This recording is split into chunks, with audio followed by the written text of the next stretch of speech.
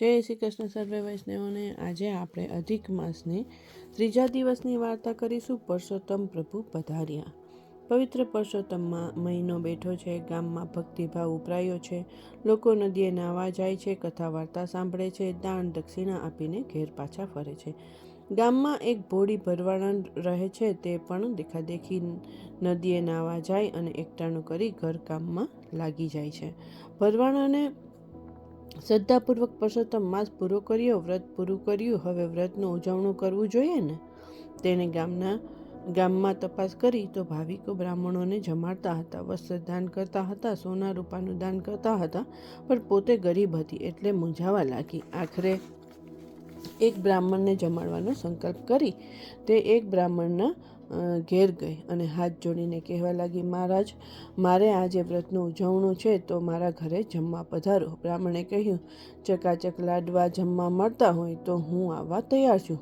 ભરવાડન બોલી, મહારાજ, લાડુ બનાવવાનું તો મારું ગજું નથી, મારે ત્યાં તો ઘેંસ અને છાશનું સાદું ભોજન છે। બ્રાહ્મણે ના પાડી। ભરવાડન નિરાશ થઈને બીજા બ્રાહ્મણને નોતરું આપવા ગઈ, પણ ઘેંસ છાશનું ભોજન મળશે એવું જાણી તે બ્રાહ્મણે પણ નોતરાનો સ્વીકાર કર્યો નહીં। ગામમાં કોઈ બ્રાહ્મણે હા ભણી નહીં એટલે ભરવાડન મનમાં દુઃખી થતી પાછી ફરતી હતી ત્યાં એક બટુક બ્રાહ્મણ સામો મળ્યો।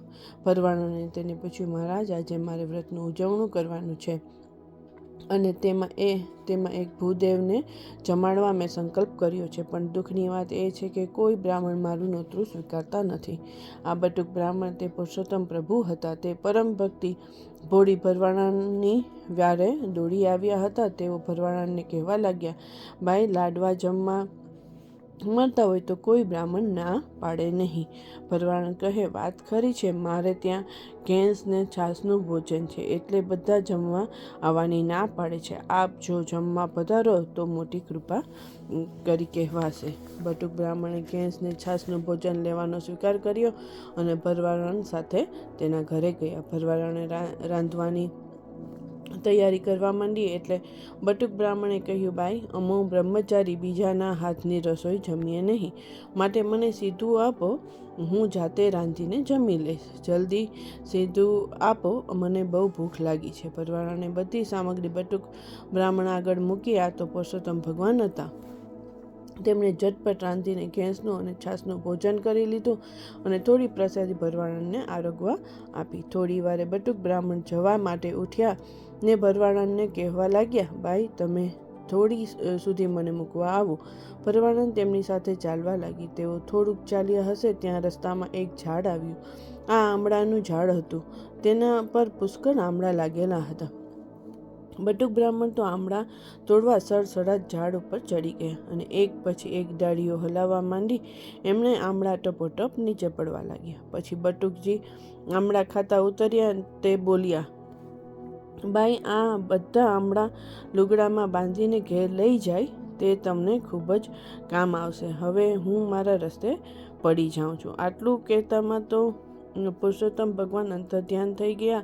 ભરવાડ આંખો ચોળીને જોવા લાગી કે બટુકજી એટલી વારમાં ગયા ક્યાં? પણ પ્રભુની લીલાનો પાર કોઈ પામી શક્યું છે? એ તો આમળાની ગાંસડી માથે ચડાવીને ઘેર ગઈ અને જમવા માટે ઘેંસ અને છાશ ખાવા જાય છે તો ઢાંકેલા વાસણમાં વિવિધ જાતના પકવાન પડેલા હતા। એવામાં તેની નજર આમળાની ગાંસડી પર પડી। તેમાં ઝગમગાટ થતો હતો એટલે તેણે જઈને ગાંસડી ખોલી તો તેમાં આમળા નહીં પણ હીરા મોતી હતા। આ બધો ચમત્કાર જોઈ ભરવાડ સમજી કે મુજ રાંકને ઘેર પુરુષોત્તમ પધાર્યા, પણ હું ભોળી તેમને ઓળખી શકી નહીં। તે પસ્તાવો કરવા લાગી, આ તો મેં પ્રભુ દર્શનનો લાવો ગુમાવ્યો। હવે પ્રભુ ક્યારે પધારે ને હું તેમના દર્શન કરી મનખા દેહ પાવન કરું। ભરવાડને તો અન્નજળનો ત્યાગ કર્યો ને પરસોત્તમ પ્રભુને યાદ કરીને આંસુડા સરવા લાગી। એની ભાવપૂર્વકની ભક્તિ ફળી। પ્રભુએ પ્રાર્થના સાંભળી અને તેઓ વળી બટુક સ્વરૂપે ભરવાડને દર્શન આપી અંતર્ધ્યાન થઈ ગયા। ભગવાન ભૂખ્યા ભાવના ન માગે મિષ્ટ પકવાન, શ્રદ્ધાથી જે કોઈ ભજે તેને દર્શન દે ભગવાન। આમ શ્રદ્ધાપૂર્વકના વ્રતથી ભોળી ભરવાડની મનોકામના પૂરી થઈ. તેને ઘેર પુરુષોત્તમ પ્રભુએ પધારીને દર્શન દીધા. હે પુરુષોત્તમ પ્રભુ, તમે જેવા ભોળી ભરવાડને ફળ્યા એવા શ્રદ્ધાપૂર્વક તમારું વ્રત કરનારને ફળજો. જય શ્રી કૃષ્ણ સર્વે વૈષ્ણવોને. તો ચાલો ફરી મળીએ નવા વિડીયોમાં. જય શ્રી કૃષ્ણ.